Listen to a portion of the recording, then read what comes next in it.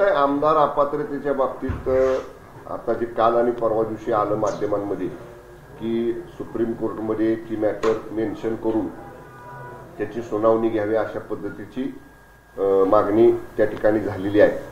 आम्ही या बाबतीत आमची भूमिका जी आहे ती माननीय विधानसभा अध्यक्ष महोदयांच्या समोर पक्षाची भूमिका आणि ज्या आमदारांवरती नोटीस बजावली होती त्या आमदारांच्या वतीनं त्या आमदारांचं म्हणणं आपण माननीय विधानसभा अध्यक्ष महोदयांच्या कोर्टामध्ये तोंडी पण म्हणणं मांडलेलं आहे आणि लेखी सुद्धा आमचा युक्तिवाद त्या ठिकाणी सादर केलेला आहे. आणि त्यानुसार माननीय विधानसभा अध्यक्ष महोदयांनी शिवसेना पक्षाच्या बाबतीतला आणि आमदार अपात्र नाहीत अशा पद्धतीचा निकाल हा दिलेला आहे. त्याच्यावर काही लोक सुप्रीम कोर्टमध्ये गेलेले आहेत. जी आमची न्याय बाजू आहे, जी आम्ही माननीय विधानसभा अध्यक्षांच्या समोर मांडली, तीच बाजू तेच म्हणणं आम्ही माननीय सुप्रीम कोर्टाच्या समोर मांडू. आमचे सिनियर काउन्सिल दिल्ली सुप्रीम कोर्टमधले आहेत ते आणि आमचे सगळे जे कायदेशीर सल्लागार आहेत ते या बाबतीतलं विस्तृत म्हणणं हे माननीय सुप्रीम कोर्ट समोर आम्ही सादर करू. आणि आमची जी न्याय बाजू आहे, आम्ही कुठलीही चुकीची गोष्ट, नियमबाह्य गोष्ट आमदार महोदय यांच्याकडनं आमच्या झालेली नाही. त्यामुळं आमची जी सत्याची बाजू आहे ती आम्ही मांडू.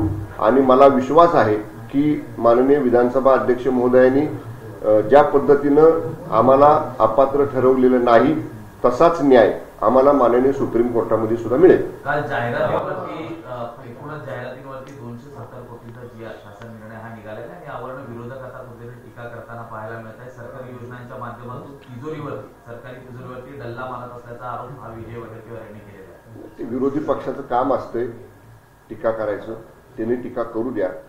महायुतीच्या सरकारनं महाराष्ट्रामधल्या माननीय शिंदे साहेबांच्या नेतृत्वाखालच्या एवढी चांगली विकासाची कामं केलेली आहेत, इतक्या लोकाभिमुख योजना सुरू केलेल्या आहेत, त्या प्रत्येक लाभार्थीपर्यंत पोहोचण्यासाठी प्रसार माध्यम हे एक योग्य या ठिकाणी आपल्याला माध्यम आहे की त्या पद्धतीनं सामान्य माणसांना माहिती झालं पाहिजे की आपण कुठल्या योजनेसाठी पात्र आहोत, आपण कशा पद्धतीनं या योजनेचा लाभ मिळवू शकतो. जी चांगली कामं या सरकारनं गेल्या 2.5 वर्षामध्ये केलेली आहेत ती सुद्धा कामं लोकांना माहिती झाली पाहिजेत. त्यामुळं लोकांच्यासाठी हा खर्च आहे की सर्वसामान्य लाभार्थींना त्या योजनेमध्ये जास्तीत जास्त सहभागी होता आलं पाहिजे. अशा योजना आणतानाच माननीय मुख्यमंत्री महोदयांनी काय सांगितले की एकही लाभार्थी जो पात्र आहे वेगवेगळ्या विविध योजनांना, तो पात्र लाभार्थी वंचित राहू नये, प्रत्येकाला लाभ मिळाला पाहिजे. आणि त्याच्यासाठीच जाहिरातीच्या माध्यमातून लोकांपर्यंत पोहोचणं याच्यासाठी केलेली आपण ती तरतूद आहे. सर, दुसरीकडे आपण पाहिलं तर संजय राऊतांनी टीका केलेली आहे. दोन्हीही सत्तांतर म्हणजे शिवसेना आणि राष्ट्रवादीचं सत्तांतर होत होतं त्यावेळी त्यांचे पक्षनेते म्हणजे एकनाथ शिंदे आणि अजित पवार हे वेषांतर करून दिल्लीला येत होते. शिंदे तर मौलवी होऊन त्या ठिकाणी अमित शहाना भेटायला गेले होते अशी टीका करण्यात आलेली आहे. अहो, संजय राऊत कधी बोलले तर ते खरं ठरले असं झालंय का? मी प्रत्येक वेळा तुम्हाला विचारतो, त्यांना कोणी सांगितलं? आणि मौलवीचा वेश आणि कसला वेश अशा पद्धतीनं वेषांतर करून जाण्याची माननीय मुख्यमंत्री एकनाथजी शिंदे साहेबांना आवश्यकता नाही. त्यामुळं संजय राऊत मन घडण कहाण्या करत असतात, त्यांना जे वाटेल ते म्हणतात. आता म्हणतील मौलवीचा वेश केला, उद्या म्हणतील ख्रिश्चन फादरचा वेश केला, परवा म्हणतील आणि एखाद्या साधूचा वेश केला.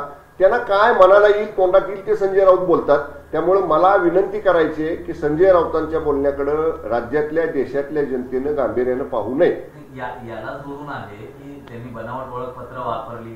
कुणी? अजित पवारांनी खासगी चर्चेदरम्यान असं सांगितलं की मी बनावट नाव घेऊन जात होतो, मी मास्क लावून जात होतो. असं कोण म्हटलं? अजित पवार असं आहे त्याचा व्हिडिओ वगैरे काय? व्हिडिओ नाही असं म्हणाले. कोण नाही? हे बघा, मला त्याची व्हिडिओ दाखवा, त्याचा ऑडिओ असला तर दाखवा, मग आम्ही त्याच्यावर बोलू. तुम्ही म्हणणार असं म्हणले, हे बघा, त्याला काय तुम्ही पुरावा असेल तर दाखवा ना, सांगा ना मला. जी ओळखपत्र बनावट वापरले त्या प्रकरणी आता कारवाई व्हावी अशी मागणी. अरे हो, पण कुठं वापरलीत का हा पहिला प्रश्न आहे ना. वापरली असली तर दाखवा त्याचा पुरावा. मी काय म्हणतोय, मन गडण कहाण्या करायच्या, स्वतःच्या मनाला वाटेल ते आरोप करायचे. आरोप करताना पुरावा तर असला पाहिजे. समजा एक अबकड व्यक्तीचं तुम्हाला बनावट ओळखपत्र सापडलं, अबकड व्यक्तीचं बनावट तुम्हाला बोर्डिंग पास सापडला, दाखवा, त्याचा फोटो दाखवा, जे काहीतरी त्याचा काय व्हिडिओ शॉट असला तर तो दाखवा. हातात काय पुरावा नाही, काय दाखवायचं नाही आणि उगाचच सांगायचं कुणी काय वापरलं, कुणी कुठलं नाव वापरलं. म्हणून मी सांगतो ह्या मनगडन कहाण्या हे संजय राऊत रोजच्या रोज बोलत असतात, आम्ही त्याच्याकडे गांभीर्याने बघत नाही. ओके, मराठा आरक्षणाच्या बैठकीला, सर्वपक्षीय बैठकीला नाही, मला निघायचं. महाविकास आघाडीचे नेते आले नव्हते, मात्र या विरोधात आज केरे पाटलांनी मातोश्रीचे इथे आंदोलन केलं. त्यावेळी अंबादास दानवे म्हणालेले आहेत जी सरकारची भूमिका आहे त्याचा आम्हाला पाठिंबा, म्हणजे त्याला आमचा पाठिंबा आहे. सरकारची भूमिका घेते त्याला आमचा पाठिंबा असं त्यांनी स्पष्टपणे सांगितलं. कसं पाहताय? नाही, माननीय विरोधी पक्ष नेते अंबादासजी दानवे साहेब जे आज बोलले त्यांनी बैठकीला यायला पाहिजे होतं ना. त्यांची खुर्ची रिकामी होती, त्यांच्या खुर्ची समोरची नेमप्लेट तशीच होती बैठक संपेपर्यंत. त्यामुळं ज्यावेळी जो प्लॅटफॉर्म आहे जिथं आपल्याला आपली अधिकृत भूमिका मांडून ती रेकॉर्डवरती घ्यायची आहे त्यावेळी यायचं नाही. त्यावेळी चर्चेतनं पळ काढायचा आणि पुन्हा बाहेर जाऊन काहीतरी वेगळं बोलायचं. मी तर म्हणेन की अजून सुद्धा आम्ही माननीय मुख्यमंत्र्यांना विनंती करू की जर परत एकदा सर्वपक्षीय बैठक बोलवावी लागली तर ती सुद्धा आम्ही बोलू, पण या महाविकास आघाडीच्या प्रमुख नेत्यांनी त्या बैठकीला आलं पाहिजे. बैठकीमध्ये अधिकृत म्हणणं आपलं मांडलं पाहिजे. ते मांडलेलं अधिकृत म्हणणं रेकॉर्डवर आलं पाहिजे. जरूर त्यांनी यावं. आमची सरकारची चर्चा करायची केव्हाही तयारी आहे. शेवटचा प्रश्न आहे, मराठा आरक्षणासंदर्भात जरांगे पाटलांनी मोठं वक्तव्य केलेलं आहे. या आंदोलनाला कुठेतरी फडणवीस, दरेकर आणि लाड कुठेतरी डाग लावत असल्याचं ते म्हणाले सकाळी. नाही, मी मान्य मनोज दादांना वारंवार विनंती केलेली आहे की अशा पद्धतीनं वक्तव्य करून सरकारमध्ये आणि आंदोलनकर्त्यांच्या मध्ये गैरसमज निर्माण होईल. अशा पद्धतीचं वक्तव्य दोन्ही बाजूने टाळलं पाहिजे. आमच्या बाजूने टाळलं पाहिजे, त्यांच्या बाजूने टाळलं पाहिजे. त्यांना जर समजा त्यांचं जर काही आक्षेप असतील तर जरूर त्यांनी, मी त्यांच्याशी चर्चा करत असतो, मी त्यांच्याशी संपर्क करत असतो, त्यांनी जरूर सांगावं. त्यांच्या मनात एखादी शंका असेल तर त्यांच्या प्रत्येक शंकेचं आम्ही निरसन करू. मी एका वाक्यात त्यावेळी सांगितलेलं आहे की माननीय मुख्यमंत्री एकनाथजी शिंदे साहेबांनी जो मराठा आरक्षणाच्या संदर्भातला शब्द हा मराठा आंदोलनकर्त्यांना राज्यातल्या दिलेला आहे, त्या शब्दापासून, त्या आश्वासनापासून महायुतीचं सरकार बिलकुल बाजूला जाणार नाही. फक्त ते कायद्याच्या चौकटीत बसणार कसं करायचं त्याला थोडा कालावधी लागतोय. हा कालावधी सरकारला त्यांनी दिला पाहिजे. चला, शिवसेनेने 100 निरीक्षक नेमलेले आहेत. त्यापैकी 8 निरीक्षक जे आहेत ते राष्ट्रवादी काँग्रेसचे जे विद्यमान आमदार आहेत त्यांच्या मतदारसंघ आहेत. मात्र भाजपच्या कोणत्याही आमदार असतील त्यांच्या मतदारसंघात असं एकही नेमलेलं दिसत नाही. निरीक्षक नेमण्याचे अधिकार हे पक्षप्रमुखांना आहेत. या निरीक्षकांचं काम काय आहे, त्या विधानसभा क्षेत्रामध्ये पक्षाची ताकद किती मजबूत आहे, पक्षाची ताकद महायुतीसाठी कशी उपयुक्त करता येईल, हा त्याच्या पाठीमागचा उद्देश आहे. मी विनंती आपल्याला करेन, हे बघा, कुठं राष्ट्रवादीचे आमदार असतील, कुठं भाजपचे आमदार असतील, कुठं आमचे शिवसेनेचे आमदार असतील, निरीक्षक हा पक्षाचं काम करत असतो.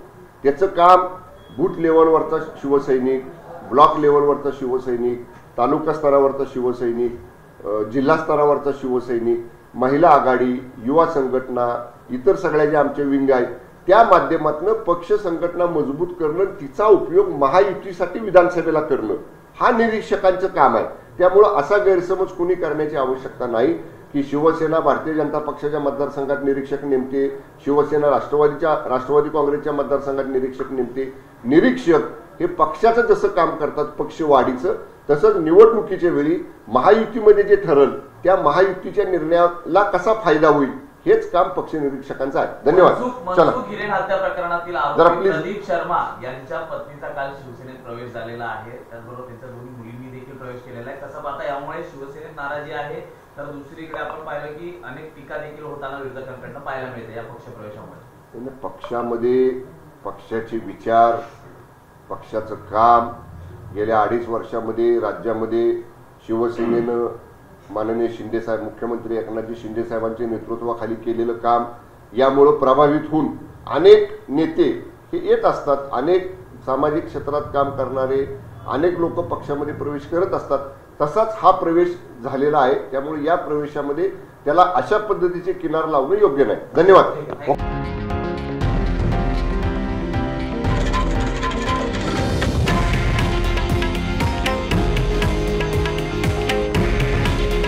हे आहे देशातील नंबर 1 न्यूज नेटवर्क आणि आपण पाहत आहात TV9 मराठी. काळजी तुमची, हित महाराष्ट्राचं.